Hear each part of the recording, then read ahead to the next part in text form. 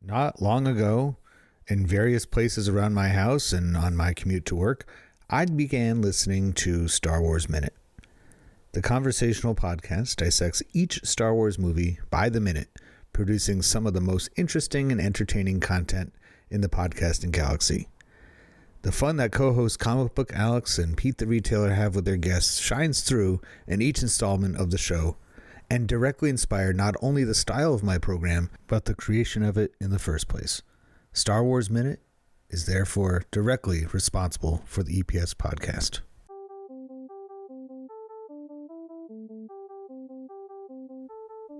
I could not and cannot be any more grateful to Alex for agreeing to be a guest on my show to dissect the original Star Wars movie from 1977 as a document of its time period. I hope you enjoy this anniversary episode of the EPS Podcast, where everything is a primary source. Welcome back to the EPS Podcast, where everything is a primary source. I'm Eric Paul, and I'm so glad that you're joining me today because this is this episode that we're going to be documenting today or recording today. And if I sound a little bit nervous, it's because I am spending time right now doing a recording with one of the people that is essential to me doing this podcast thing in the first place. A couple years ago, I started getting into listening to podcasts a lot more, and I loved how podcasting allows such a wide scope of topics. And as a Star Wars fan, I started to explore what was out there when it came to Star Wars podcasts, and I came across this show called Star Wars Minute. And at first I thought it was a program of just 1 minute long explanations about Star Wars news kind of thing. But then as I listened to a few episodes, I realized, well, it didn't take me a few episodes. The first episode I listened to, I could tell it was all about analyzing each Star Wars movie minute by minute. And I was hooked. I thought it was just fantastic. So Alex Robinson, who's a co-host of that show, was nice enough to join me on the EPS podcast today. And thanks for coming on. Hello there. Glad to be here. Just before we get into doing what I do, what was it that prompted you and Pete the Retailer to start Star Wars Minute all those years ago? I had been the co-host of a podcast called the Ink Panthers with my co-host Mike Dawson, and when Mike would take a break or whatever, or go take a week off, I invited Pete, who was a friend of mine outside of podcasting, to come on because we both know we liked talking about Star Wars, and we hit it off well enough where Pete was brainstorming ideas, and there was a Star Trek podcast, I think, called Mission Logs. I don't remember the exact, and they basically went through each episode at a time, and Pete's like, well, we can't go through each episode at a time. We'll only have at the time 6 episodes, right? So that's when he came up with the insane genius idea of breaking it down 1 minute at a time. And so we pretty much took it from there. We found out afterwards that there was a podcast called Gutter Balls, which went through the Big Lebowski 1 minute at a time. Oh, nice. Which we were unaware of, but that, I guess we both kind of came across the same concept. But so there you go. That's pretty much how the minute by minute format was. It's a brilliant idea, and I've heard others, since yours. I've listened to Goodfellas Minute and a few others, and I love, because it's it fits podcasting so well because it's so detailed. There's no time constraints. You can make an episode that's 30 minutes or an hour and a half. It doesn't really matter. And people it's like putting a microphone in conversations that would normally go on anyway. And so I was inspired, like I said before. It was one of those things. My son and I, my son is right next to me actually right now playing Wii. The camera doesn't work right now, buddy, so you can't say hi to you. But we will drive on our way to school, or playing Legos or something like that. Just have Star Wars Minute on the background, and just it's perfect. Theater of the mind kind of thing, where you can just get lost and immersed in what you guys have to say about each minute of each movie. So what I do is not all that dissimilar. For those of you just listening to the show for the first time, the EPS podcast stands for Everything is a Primary Source, which is also my initials, Eric Paul, and then my last name, which I won't say. But what we do is we go question by question, and treating pop culture, in this case a movie, the same way that a museum artifact would be treated. So we start with the first question, and in this case it's all about trying to figure out what the original Star Wars movie can tell us about America and the world in the 1970s. So the first question that comes up is, what material is this made from? And since it's a movie, I don't know exactly how they make film. Maybe I should. My wife is from Rochester, New York, where most of the Kodak film was made for movies for a long time, but I don't know the exact recipe and how to make film, so I'm not too worried about that. But when it comes to the material of the original Star Wars movie made by George Lucas that came out in 1977, would you agree of my summation that it's all about those space operas, Buck Rogers, Flash Gordon, the serials from the 30s, at least to start with, at least as a visual? Yeah, I think basically the brilliance of George Lucas was to take that sort of sensibility that 30s and 40s movie serials, but treat them seriously, as take itself seriously, and also throw a lot of money into it. So whereas the special effects were pretty low budget for those movies, this is kind of like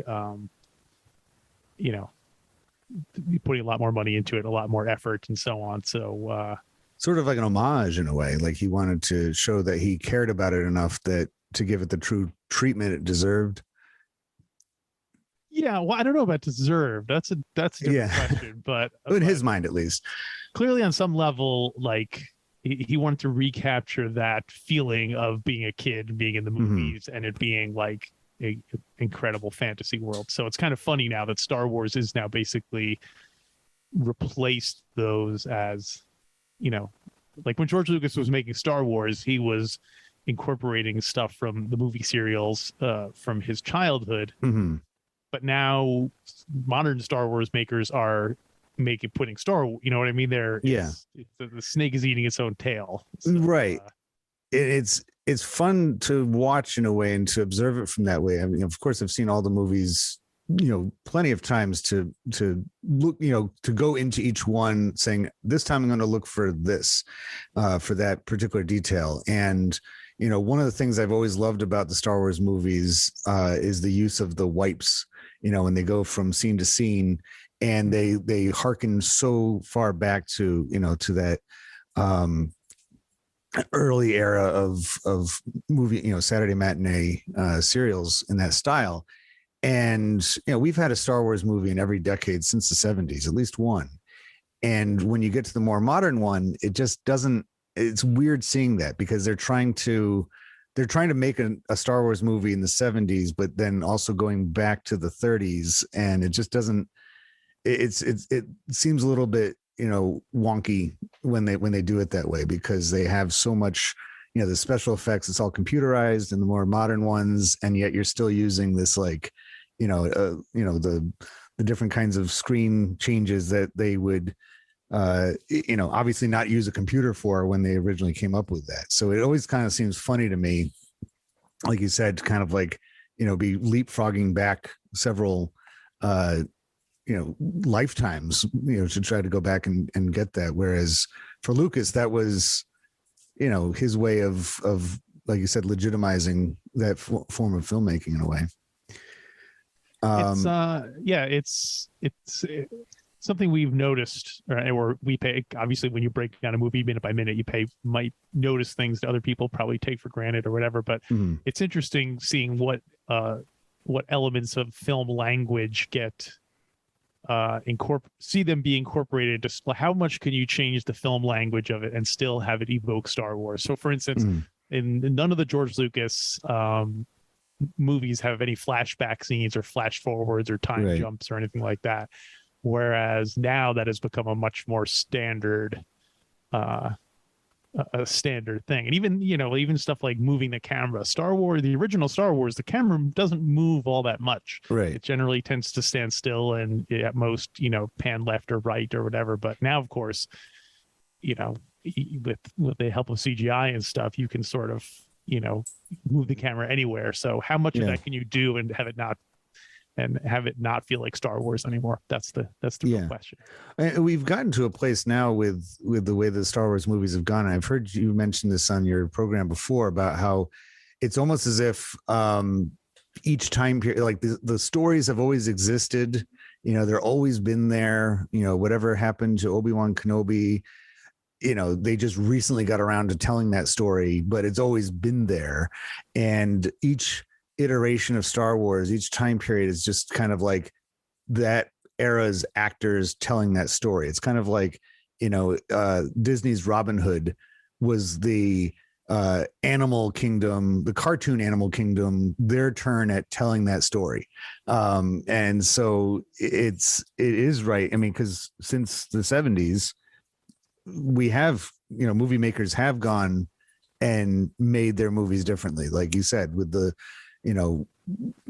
fast moving chase scenes and, the super duper special effects that make it look like you're, riding alongside, these space horses, running on a Star Destroyer or something like that. Like that would not have even been possible. Watching the original film, you watch some of those scenes and like, the lens is totally different. It's a different kind of like appearance of the film. And then you also have like these close-ups. I always think of that scene in the hangar when they're getting ready to go attack the Death Star and Luke Skywalker and Princess Leia are those up close. It looks like a soap opera from the same time period. It's just, it's so different. And that wouldn't even cross somebody's mind in a modern Star Wars movie making to go that way. So much of it is documents of the 70s. That's how they made movies then. And even if he was trying to do something, that was retro in a way, it came out the way that it did because he really had no choice in the 70s to do it that way. So the next question is, who likely made it and what was their status and role in society? Nowadays, when we think of George Lucas, we think of a guy, I don't know if you've ever seen like those memes that people make of, the Star Wars Lego George Lucas playset where it has, little Lego George Lucas, and it's just like piles of money is the playset. We kind of picture him as like this king or maybe emperor, kind of overseeing this huge empire of dreams that he made. But in the time period when he was making Star Wars, that was certainly not his status in society, was it? No, certainly not. I mean, obviously, he had I guess American Graffiti was a huge hit for its time. So he had that amount of I guess, status, but Star Wars was a fairly low budget film for what he was trying to accomplish. So it's not like they were like, oh, George Lucas, we'll hand you, however much money you want. And I think for him, that independence, and he always wanted that. So he worked hard to get that for himself. Like with the prequels were basically the biggest indie films ever made. So, so it's definitely a different guy back in 1977, though. And that's wild to think too, because I remember going to see, episode 1 in the theater, and I definitely didn't see myself as going to see an independent movie. You know, it wasn't Clerks. It was, Sure. you know, there's kids dressed up in costumes. There was, you know, it was a regular, it was in the mall, the movie theater. You know, it wasn't like the arty, you know, art theater out on the, you know, downtown area. It was just like, you know, you go in there and, you know, Taco Bell is selling the cups with, you know, the things on it. So it's so funny to think that is something he still stood by all throughout, is that, you know, the independent filmmaker thing, because in the 70s, when he's making movies, you know, the film industry had been really hurt hard by TV, you know, showing up and taking a lot of the audience away. And it seemed that a lot of the movies that were being successful in that era, and science fiction fantasies weren't one of them, were basing it on things that they couldn't possibly show on TV, you know, like ultra violence, language, you know, sexuality, that would never pass censors on television. That's what was in the movies. So by comparison, it's like when he comes up with, you know, Star Wars, it's like, well, you know, the main thing that really couldn't be on television in that sense, was the fact that, you know, it was so huge, you know, wide scoping and the special effects and stuff like that. But it seemed that as a, you know, just a status of the entire industry, it was really like relying on these young, energetic, vibrant filmmakers like Lucas and Spielberg and all the rest. What does that tell you, perhaps, about the 70s? Is there a particular reason why you think, other than just TV being everywhere, that stopped people from going to the theaters for a long time? Well, I think I don't think it was to the extent that, say, home video is. If anything, I feel like the 70s was kind of a golden age for adult cinema, not adult in the pornographic sense, but adult in the sense that it was dealing with, like, you know, not more serious topics, but like you said, TV at the time was, we kind of have flipped things now, because TV in the 70s was a very dumb medium. Like, it was aimed at lowest common denominator. There were only like 6 channels to choose from, so there wasn't really much, you know, choice, and you had to aim shows at the broadest possible audience. Now movies are very dumb and are aimed at the broadest possible audience, many of whom English is not their first language. And so whereas television now, like, I guess people are saying we're in the platinum age of television, where there's shows now that are smarter and more sophisticated than they've ever been at any time in history. So I think Lucas himself said that part of the reason he wanted to do Star Wars was that films at the time had become very cynical and very, you know, not much hope for the future. And he wanted to create something that would like be aimed at young people and sort of be a kind of fantasy world that would sort of capture that more fairy tale kind of feeling of optimism and so on. So, and that segues perfectly into, you know, why did they make it? Because, you know, the short answer of that, of course, is a movie maker makes movies. But even the smallest, like his student film that he made, THX 1138, there's a lot of effort that goes into that. You got to get a lot of, you know, and I know that turned into a bigger movie for him. You know, his original student film was much shorter, but, you know, even this shortest, you know, seemingly less complicated movie that's, you know, 15, 20 minutes long is going to take the better part of a few weeks to, you know, from start to finish. And so when a studio or a filmmaker or both come up with the idea of, okay, this is the story we're going to go with, this is how we're going to make it, it's a huge commitment, and there has to be a really good why. And given all that was going on in the 70s, it seems like that was a perfect time to do exactly what you just pointed out of, you know, instead of, because being cynical in that era seemed like it'd be a pretty easy way to feel. seeing everything that was going on. And to go completely the other direction of simplifying the storytelling and having a pretty straightforward good guy, bad guy situation and easy to follow conflict and plot line. It goes without saying that's why he wanted to make it. Would you say that it's as simple as that as a lot of movies, especially groundbreaking ones like Star Wars, that it was because of the dark clouds that had settled over the country and the world that, that's why, he made it that way? Or, because I didn't live in the 70s, so I don't have that same kind of, literally primary source look at it. I base it a lot on, what I have seen presented to me in other ways. Does it seem like that would be a fair theory that I have of it's like, kind of pushing up against the, the darkness in a way? Yeah, I mean, that was part of Lucas's stated intentions, although it's always tricky with George Lucas because he is not the most reliable narrator when it comes to his own story. Mm-hmm. He contradicts himself a lot and will attribute things.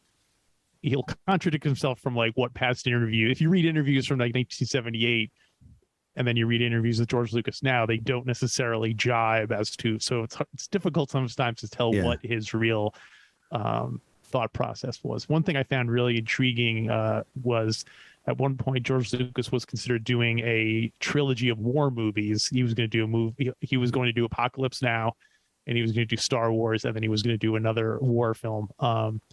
And obviously that didn't pan out, but it's interesting. I'm always fascinated by the idea of what if George Lucas did not turn into Star Wars guy? Yeah. Like, what if he had done Star Wars and then said, okay, now I'm going to work on some other movies, and like Star Wars is just one of his, so kind of like what Steven Spielberg did. Not just doing one thing. Like he has produced many different kind of films. Right. Yeah, exactly. So, but part of the reason it's kind of the tragic irony, the tragedy of Darth Lucas the Wise was that he was like, okay, Star Wars was a hit. If I do more of these, they will be financially lucrative, and that will give me the financial freedom to be able to make whatever kind of movies I want. Mm-hmm. And the tragic irony is that by the time he was done doing those, he was so like entombed in Star Wars that he could never do anything else. He was the Darth Vader of his own story. So it's I recall, I think it was when you guys were covering Revenge of the Sith that I think it may have been you that posed that theory of that, Star Wars is the dark side, and Lucas is Anakin, and he's combating with it with whether or not to give in completely to it, because I think by the time you get to that movie being made, it was all over for him. There was no way he was going to be able to come back and say, all right, I'm going to make a completely different kind of film, because he had become George Lucas of Star Wars, and that's it. Sure. Yeah.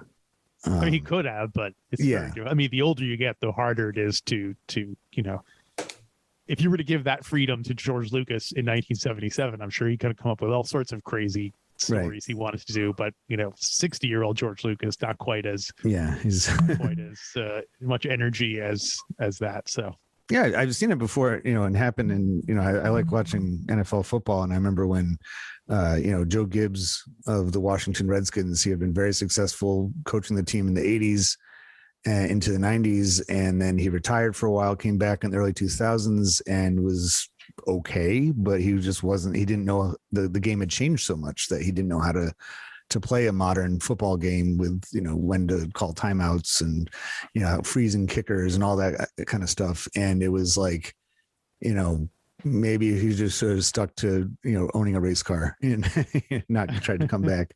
And so maybe George Lucas also, he did race cars. I know he's in American Graffiti. He's his equivalent would be what's his face in the yellow hot rod, John Milner. Yeah, Milner. So, and these questions that I have, this is something my students become very familiar with right away, because I want them to analyze. And I put them in the order, but they're not, steadfast in that they'll give a lot of answers that are, remarkable when we figure it out. But the where was it made, when it comes to Star Wars, we're talking primarily, a lot of the scenes are shot in England at, I was confused at two. Is it the Pinewood Studios? Is that the one or is it I know there's L Street is another one, but I lost track of which ones were there. The L Street, I think it was L Street. L Street was the original Star Wars. Okay. And then because I'll just say London. Right? So, sure, yeah. And I remember seeing a documentary a little while ago, and it wasn't nearly as interesting as I thought it was going to be, but it was about all the extras. I watched part of that too. And it was like all these English guys, and they're lined up outside in their various uniforms, and it was almost like watching Civil War reenactors or something, where and they're making a big war epic, and 1 minute he's dressed as a Union infantry guy, and then like, we need a sergeant for the Confederacy over there later on, and switches sides. So like you watching Star Wars, and the guy that's running around the background in a rebel uniform could easily be operating the the controls of the Death Star in the next scene.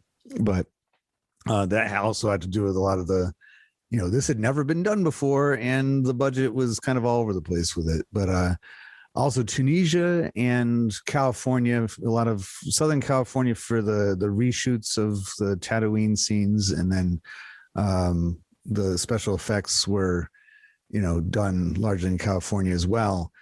I guess what I get out of that, as far as what it tells me about the America and the world, and again, this isn't like earth-shattering type stuff, but is that the the industry of movie making and the apparatus to make it, it had been very much almost steadfastly in the United States anyway, in California, particularly Los Angeles. I know Lucas and Zoetrope with Francis Ford Coppola were up in San Francisco, but that West Coast movie industry persisted. It wasn't like they were, as a lot of filmmakers do now, where they go off to Georgia or Canada and make their movies up there.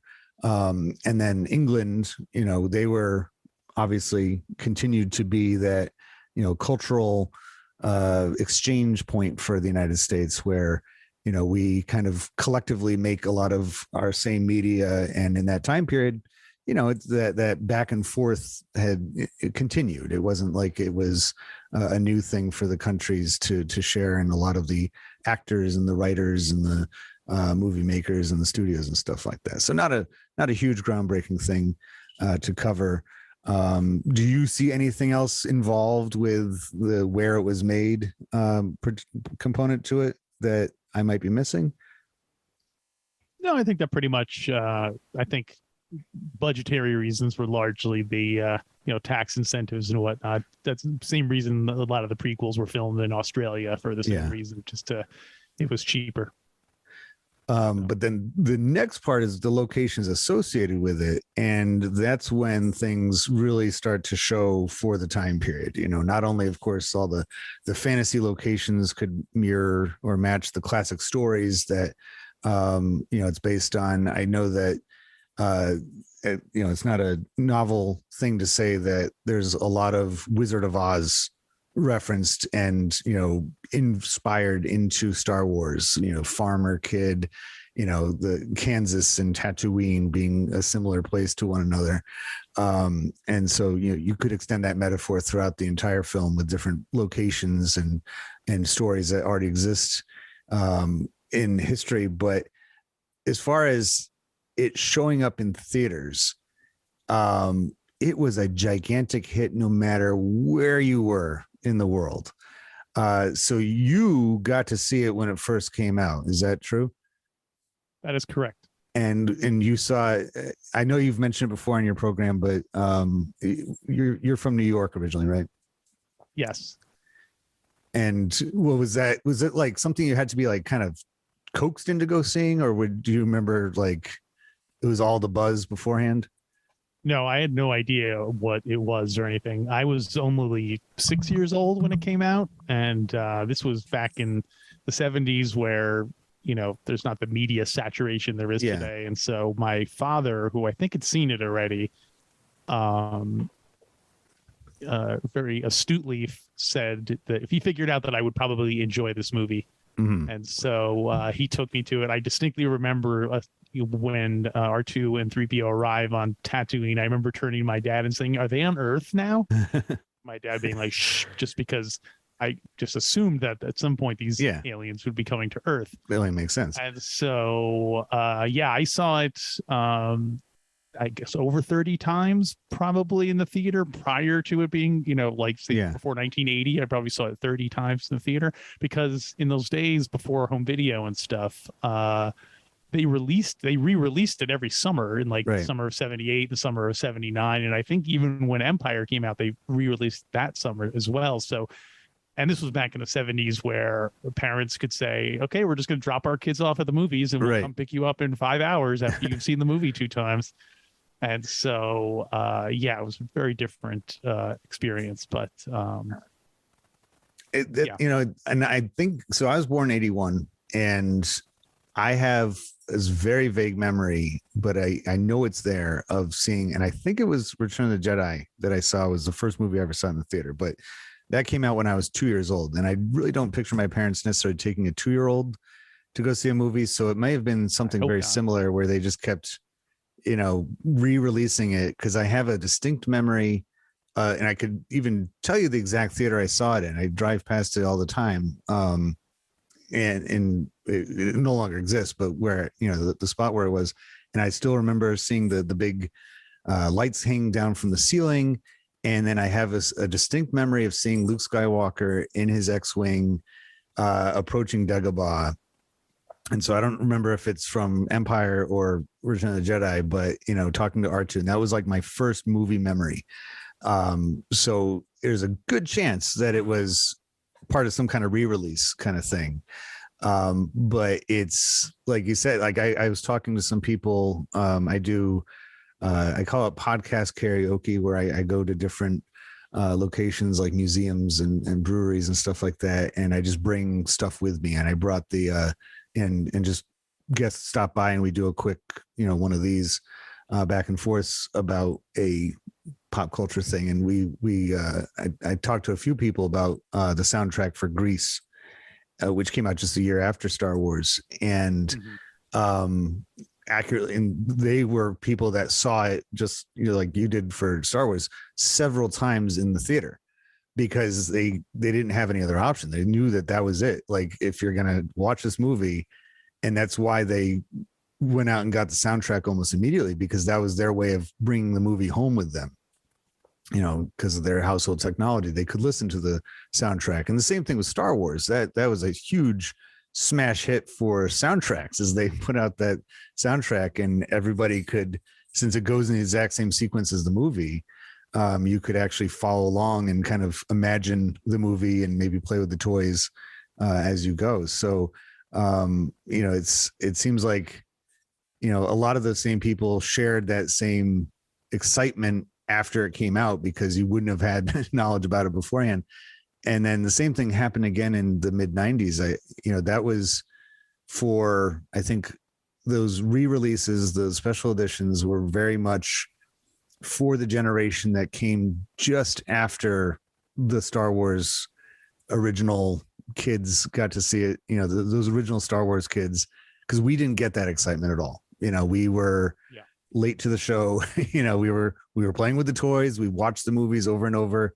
The original Star Wars was always elusive to me, because we didn't have it on VHS. We had taped Empire and Return of the Jedi off of HBO. So my memories of Empire is always starts with that, with the cameras going through the H and the B and the O, and then like that buzzing sound in the background that you always got when you taped off of those channels. And so like Star Wars, I didn't see it that often. It was only like special occasions that we would go to the video store and I would convince my family, like, this is the one we're going to watch this week. And they're like, fine, and then it was not until the mid 90s that we got to experience that same excitement of Star Wars is back in the theater, and we made some changes to it so that it's yours now. It's not just, re-release of, as we had been doing it in the 70s and the early 80s.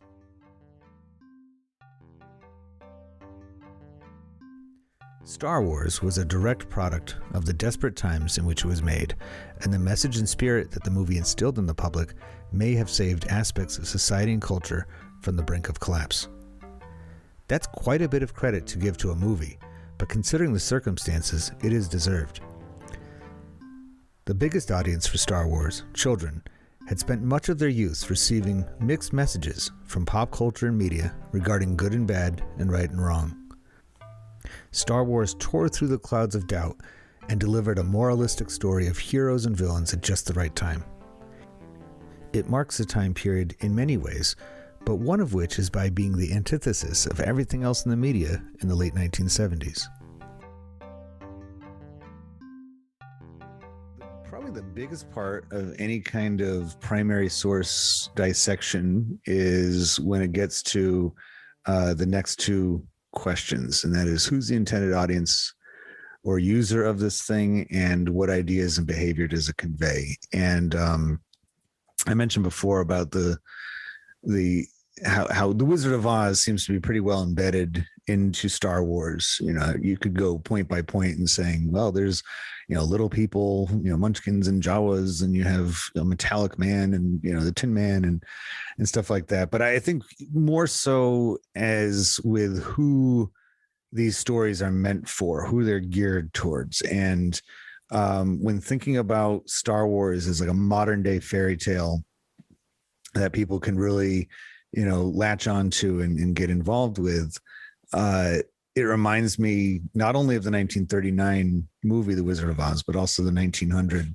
book The Wonderful Wizard of Oz, which it's based on, because both of those start out with an explanation of who the story is meant for and why it was written in the first place. And L. Frank Baum in his book basically comes out and says, we are at the dawning of a new era, where a brand new, for all intents and purposes, a brand new country, a new nation has developed in the West. And it's time for new stories. We need to build that, goodbye stories of old.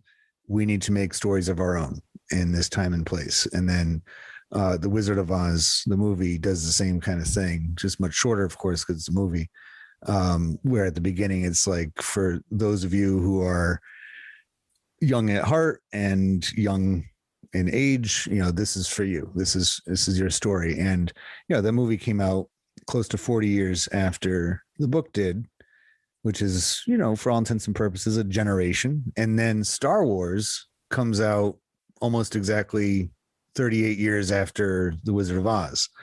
So do you think that there's something to that? Like, Lucas was trying to offer up, in the midst of all that business of the 70s, a new fairy tale, and that was his audience, was the young and the young at heart.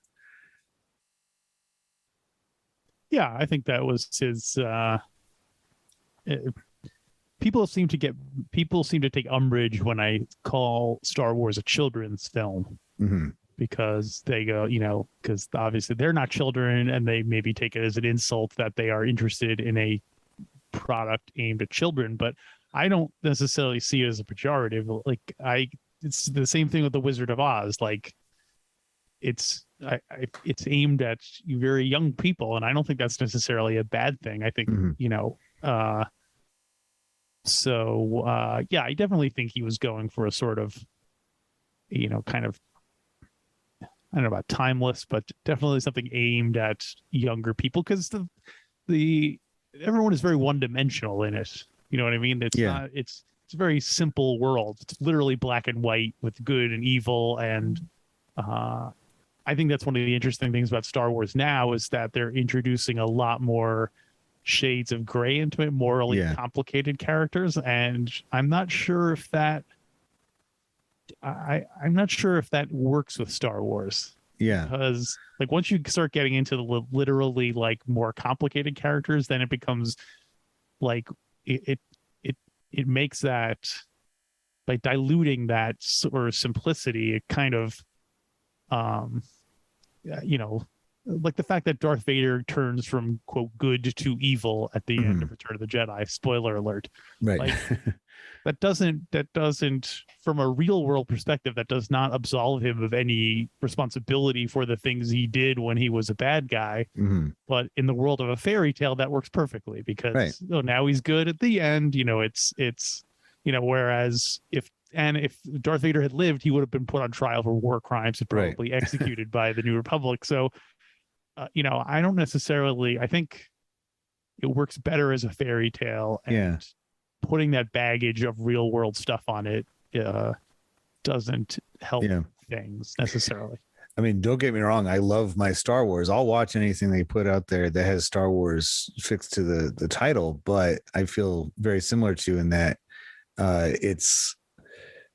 we already have enough of that in other media. We don't need Star Wars to start getting into that nitty gritty of, the real life, parallels that that we can match things up side by side. I give Mandalorian a bit of a pass because it almost from before it came out was broadcast conveyed ahead of time saying this is a Western. It's going to have the same kinds of tone and themes as a Western does. It's not going to be a, swashbuckling Errol Flynn movie or show. It's going to be, but in the 70s, it was the same thing. There was plenty of movies out there that dealt with the anti-hero, that gray area type thing. Yeah. And, he didn't do it then. He wanted to go back to exactly what L. Frank Baum did and exactly what The Wizard of Oz, the movie, did, of saying, here is a pretty straightforward, and for the purpose of, and L. Frank Baum is very explicit in his opening, we need to teach kids morals and values and, to prepare them for getting older.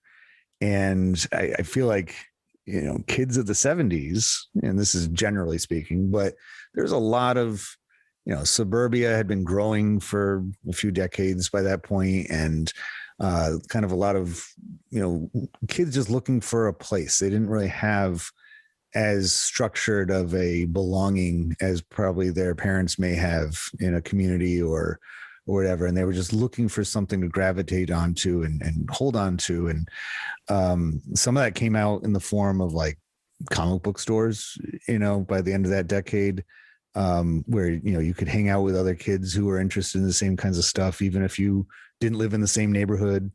And it's almost like he recognized that, Lucas recognized that there was another kind of a not quite as profound as saying a lost generation like the 20s, but a generation that really needed to have a guiding light again, that he had, and but his generation and those before him had. And that seems to be who is sent it. Did, when your dad saw the movie as an adult, was he blown away by it? Was he like dismissive of it before he had you see it? No, I feel like he really liked it. I feel like because he grew up and he was a sci-fi nerd when he was a kid. And so I guess for him, it was, it was probably closer to George Lucas's age, where this was stuff he had seen as a kid, clunky, low budget serial form. So seeing it, treated with respect and a relatively large budget was, I think he just, when he went to see I took him to see episode 1 and he hated it. Yeah. So because I had a very similar experience. So like my dad, I remember when he told me about it, he's like, it was so great seeing that movie, Star Wars. It was amazing.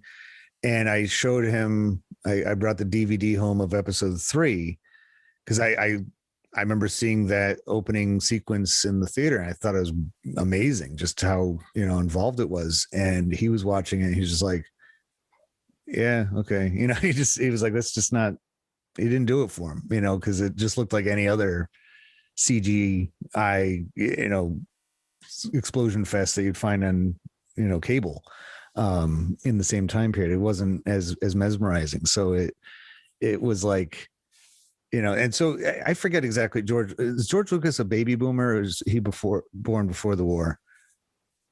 I think, you know what? I don't know his birthday off the top of my head. I'm going to guess he was probably born, I don't know. It would probably be either just after the war or maybe at the tail end, maybe like 42 or 43 or something. You know, and I'm going to look it up while we're asking, rather than, because I know someone right now at home is yelling into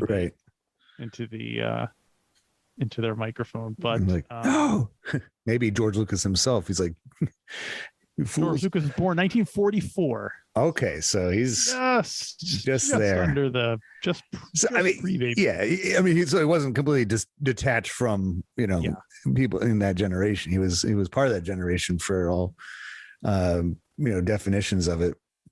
And so I'm just kind of thinking that probably had something to do with it as well, because his youth growing up was going to those kinds of TV was still in its infancy, and even on the TV, they were watching stuff like that. The same kind of thing happened with the Christopher Nolan Batman movies. I tried to show those to my dad, and he's like, "That's not Batman. The Joker isn't supposed to be terrifying." He's like, "Joker's, George Romero, not George Romero, but yeah, that's a totally different Joker."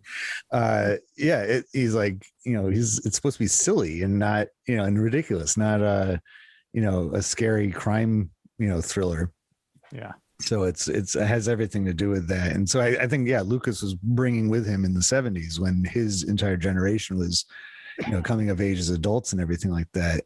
I think about other movies made in that same decade of, because Star Wars is a retro movie. It's a nostalgia film, and I remember I taught a class, an adult learning class years ago, where we did a version of this where we used TV and movies from the 20th century to teach about each decade. And we watched Star Wars in its entirety as part of the class. And I pointed that out. I'm like, this is a nostalgia movie.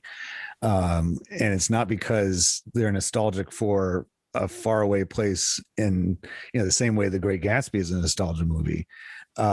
It's about the fact that this is how movies used to be made. And even if Lucas himself wasn't present when those, if he was born after, the age of the Saturday matinee stuff, it was still with him as a kid. Like it didn't just disappear.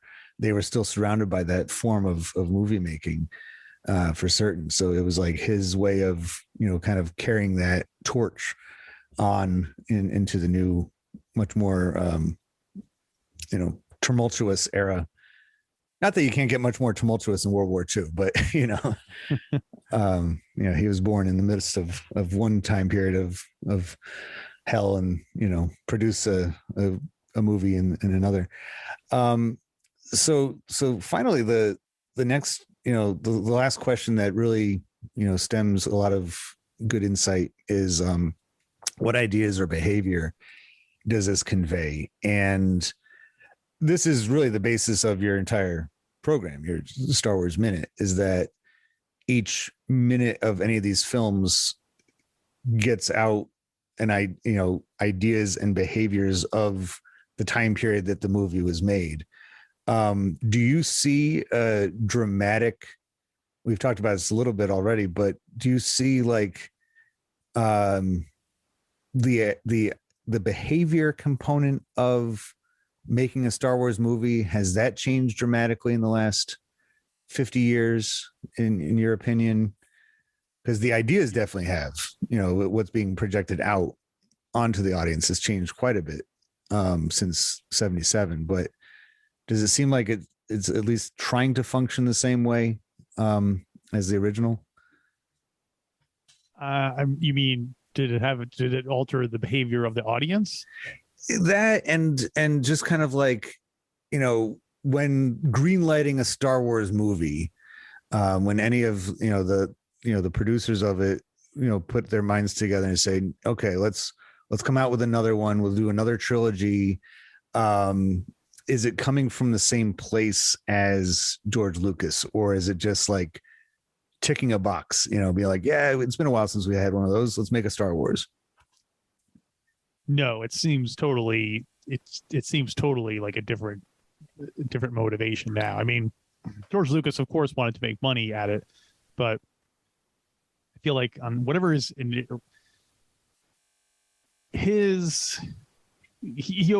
George Lucas always wanted to make money out of it, of course. And obviously the original inspiration was to do a less cynical, inspirational film.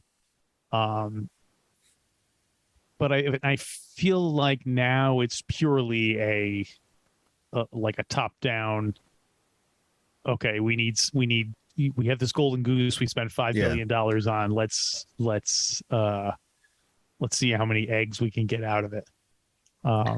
And I'm not saying that good art can't be created from such circumstances, or that the people who are doing the things now don't care about it or anything, but it's a different thing being it's George Lucas's idea that he birthed and saw to fruition. It's a different thing to be like, okay, I'm going to play in the sandbox that George Lucas built, as opposed to I'm going to build this new sandbox that no one has ever seen before. Right. So, yeah.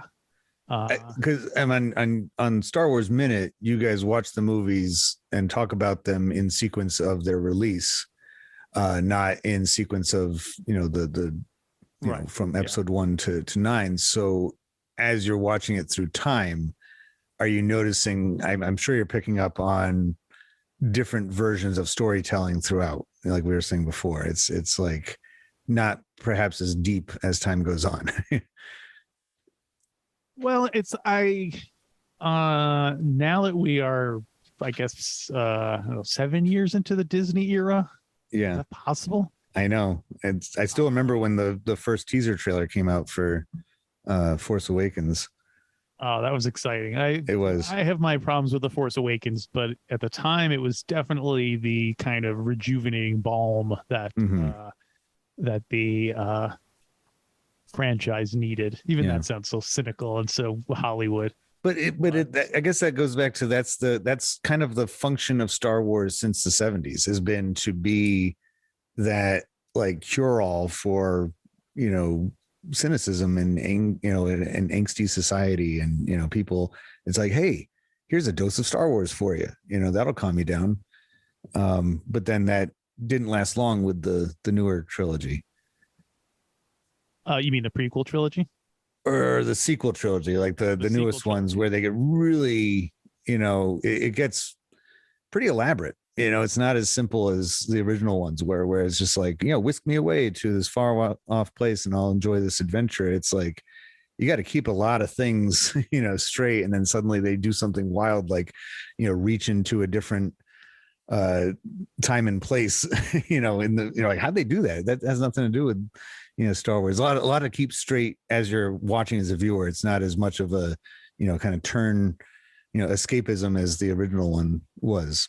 Well, I don't think it can be. I don't think, as much as I love the original Star Wars, I think if they made a movie like that today, people would hate it. Yeah. It would seem like, oh, it's so simple and the characters are all one dimensional and so on. So that's the kind of sad beauty of Star Wars, is that original optimism and simplicity, just the more you build on it, you can't go back to that original thing, because it'll just seem like a baby nursery, like a fairy tale. Yeah. And modern moviegoers do not want that.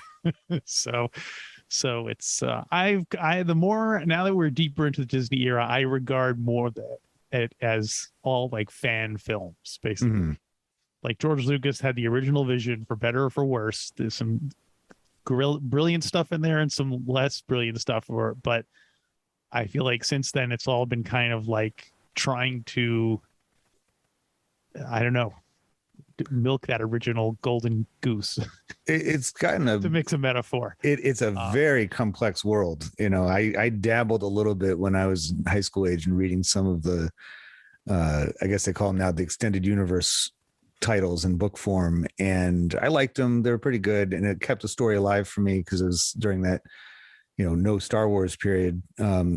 But it's a lot to keep up with. It's a huge commitment to be a Star Wars fan nowadays. It's not as simple and direct as it once was. And yeah, it's a I think you're absolutely right, though. If they tried to make Star Wars as it was in the 70s today, it would be completely rejected by the culture. It wouldn't stick and it wouldn't match it. I assume, have you seen the documentary about Star Wars that came out early in the prequel trilogy days? It was from like 2003 or 4, called Empire of Dreams. Sure. Yeah. I could do a podcast on that, analyzing that, because not only have I gotten a lot of the information I know about the story and how it came to be from that, but whenever I've shown that in my classes, and when we're studying the 70s, and I always stop it right at the beginning, because before they even introduce the whole documentary, there's the scene from the Death Star when Luke Skywalker is about to spring Princess Leia from the jail cell, and he says, "I'm Luke Skywalker and I'm here to rescue you." And I always ask my students, I'm like, why do you think that they chose, of all the clips from the entire Star Wars saga, to have that one be what they opened up with? And I think it has everything to do with that idea of Star Wars rescuing the society and the culture from the 70s, essentially. Yeah, could be. It kind of reminds me of one of my other favorite movies, the Brady Bunch movie, from 1995, because a lot of it's funny because, the 70s have that kind of notoriety for being, Vietnam War, Cold War, energy crisis, Watergate, stagflation, even the bicentennial is overshadowed by a lot of that. Not a very happy time, at least that's not its reputation. But the way they marketed, the Brady Bunch movie in more than one way was like, they're back to save America from the 90s. Or another tagline is like, they're here to make the 90s groovy again, or make America groovy again. Mm-hmm. They're here to say, there's one that's even like in the cover art has them coming down the staircase and like smashing the world open. And it's like, they're here to save the world. And I'm like, so this artifact from the 70s, supposedly this, time of badness, or dark and terrible things, and everybody's miserable, has, how bad must the 90s be if we need the Brady Bunch to save us? And that whole movie is all about pointing out how simple they were by comparison, even though, if you jump back 20 years, the Brady Bunch, they would never have made that show in the 50s. But by the 90s, they're very wholesome and saccharine sweet and totally naive to the way the world works. And, they almost get carjacked, but they, Greg and Marsha just kind of like, dopily get out of it because they're just so out of touch with it. And I have a theory the movie is actually a science fiction movie, because there's absolutely no explanation, it's as to why this family is still stuck in the 70s, even though it's clearly the 90s all around them. But the two always remind me of each other. It's like, and we use that all the time for nostalgia, of like using our good memories of a time period, because nostalgia and amnesia go hand in hand, right? They're one with the same. And, you think about the good times, including the show Good Times, and it will bring you back to a happier place. And I feel like going back to Star Wars, that's what was being attempted, at least, was saying, let's look back on, of all the time periods, the 30s, the 40s, with the style of movie, the Great Depression. Who doesn't want to go back to that? I could give you a list of a lot of people that wouldn't want to go back to that, but they were using those simple messages to bring the culture out of, the darkness of the 70s, just the same way that other nostalgia films have, and other media has done it in more recent times than that. Have you seen that in any of the other iterations of Star Wars, of like using that nostalgia factor? Well, the weird thing though is now the way they milk that nostalgia is by evoking earlier Star Wars. Yeah. You know, the whole Force Awakens was basically a remix of the original Star Wars trilogy. You're just taking the same basic ideas and shuffling them around, whereas, you know, it's and I'm not saying it as a criticism. I actually really like that about the movie. Yeah, I don't think it's a coincidence that Lucas's hit prior to Star Wars was American Graffiti, which is another nostalgia, you know, thing that people were like, what are you talking about? Why do you, you know, even at the time when he was making it, people had no idea that it would be such a huge, like, why it was important to get those songs on the soundtrack and those cars and things like that. I mean, it's also the same time period that, you know, Happy Days came out after American Graffiti, which hit the exact same, you know, nerve in people's, you know, of like, yeah, that brings me back to the Happy Days, you know. Well, they weren't all Happy Days. Exactly. And that's what happens with as time goes on, you just kind of forget about the, you know, the bad memories get swept away and you just look at the good parts of everything. By the way, American Graffiti is my all-time favorite movie. Wow. And it is, you know, and it harkens back to a time period that, you know, I was still, you know, 19 years away from being alive, but I love the soundtrack to it. I think it's, you know, it's fantastic. And I always love stories like that, which, and I guess Star Wars technically would be in this category too, that have a very finite time span in the plot, that it doesn't take you for, you know, months or years or anything like that. It's like, here's just a, you know, a night, you know, and like all of the plot line can be resolved in a short amount of time. And my knowledge, American Graffiti was the first one of those movies where it was basically like, you know, like Dazed and Confused or other movies where it's like, oh, here's one night of everyone doing stuff. And that was the first movie apparently that did that, apparently, from what I understand. Yeah.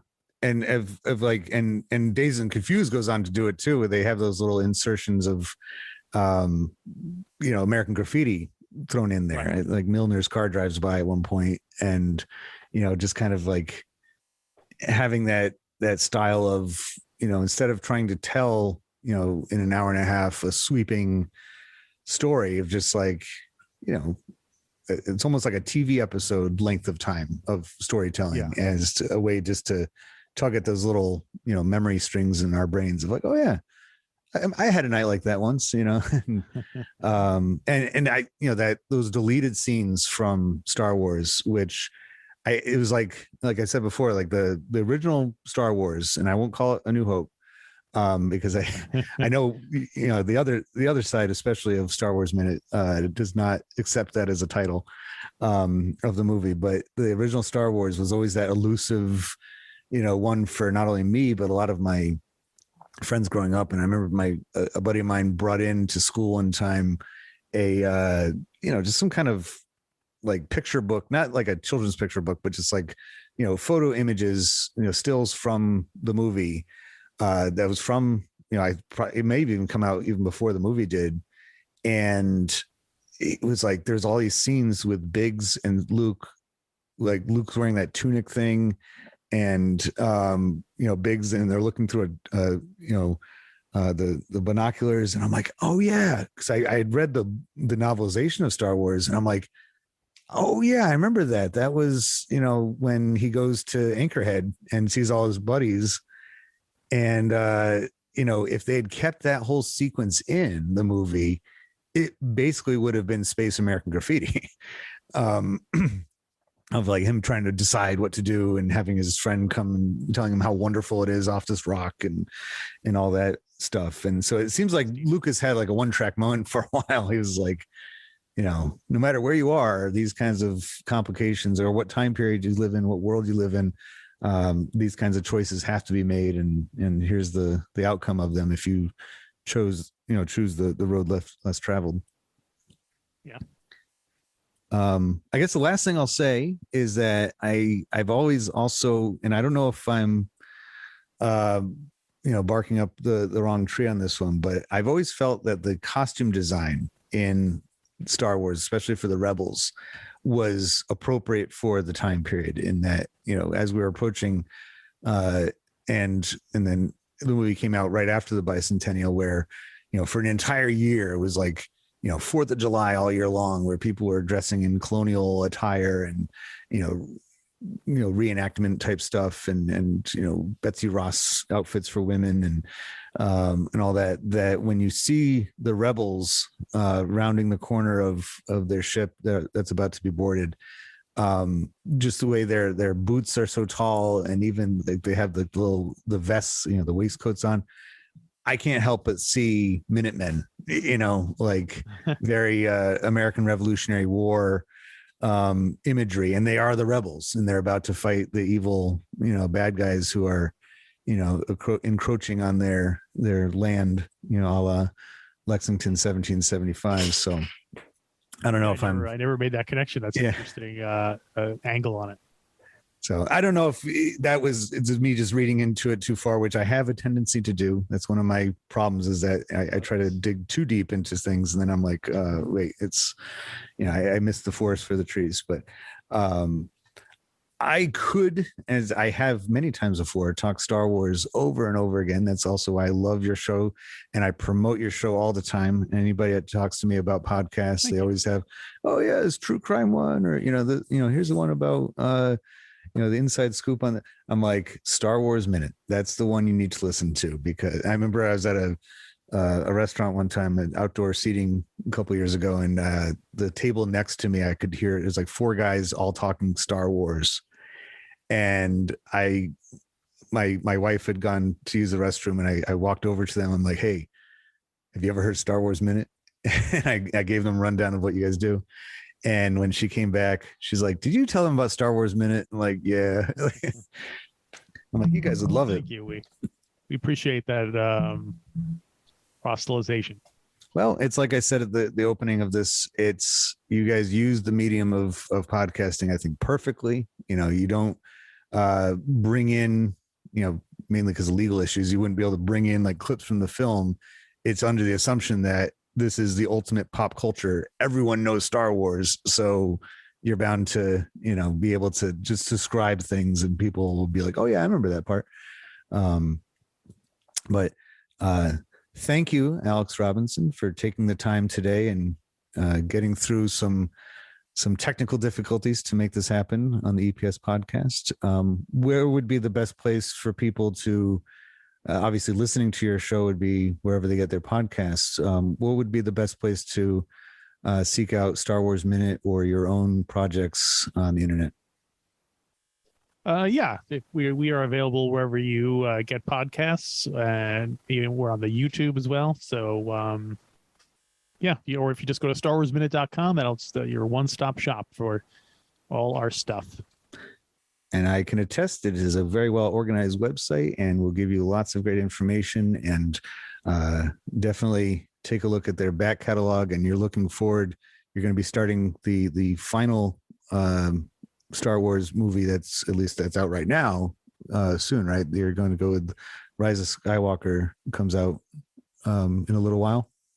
You'll be starting that in early 2023. Awesome. Well, I'll be definitely tuning in, and I know somebody else that's also going to be tuning in. But thank you very much for joining the EPS podcast, where everything, including Star Wars, the original motion picture, is a primary source. We'll talk to you next time. I am celebrating 1 year of the Everything is a Primary Source podcast this week. I'd like to thank you for taking part by listening. Please follow and share the podcast on social media, especially Instagram, and consider becoming a patron at patreon.com/EPS podcast. There you can reap benefits such as t-shirts, stickers, and coffee mugs, and depending on the tier, dictate the topics of future episodes. If nothing else, you can feel satisfied that you helped an independent podcaster produce more content for everyone's enjoyment. When we get back on schedule next week, full-length episodes like this one will be delivered on Thursdays, while shorter episodes, the products of my EPS Podcast live exhibits, come out on Tuesdays. I look forward to you tuning in again to the EPS Podcast, where everything is a primary source.